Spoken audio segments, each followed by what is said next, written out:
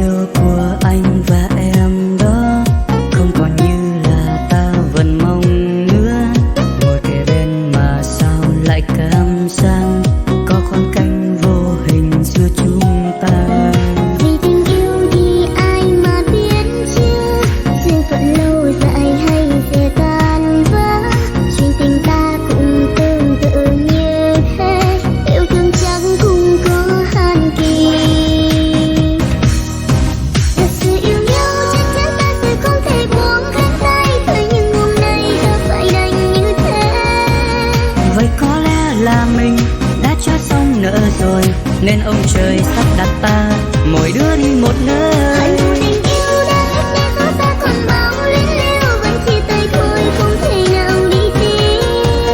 Đành phải chấp nhận rằng đôi lúc trong cuộc đời dù tình yêu đắm say cánh mấy, cũng sẽ có ngày mình học cách buông tay. Buồn vui mà anh và em có, cho từ đi về đâu vẫn ghi nhớ. Và mai sau gặp nhau mỉm cười nhé, để nhớ lành những gì có với nhau. Lòng mong sao rồi đây gặp duyên mới, em sẽ vui và sẽ là duyên cuối. Mong người sau sẽ cho em hạnh phúc, riêng anh sẽ cất hên vào lòng. Thật sự yêu nhau chắc chắn ta sẽ không thể buông hết tay, thôi nhưng hôm nay ta phải đành như thế. Vậy có lẽ là mình đã cho xong nợ rồi, nên ông trời sắp đặt ta mỗi đứa đi một nơi. Hãy dù tình yêu đã hết nghe có xa còn bao luyến lưu, vẫn chia tay thôi không thể nào đi tiếp. Đành phải chấp nhận rằng đôi lúc trong cuộc đời dù tình yêu đắm say cánh mấy, cũng sẽ có ngày mình học cách buông tay.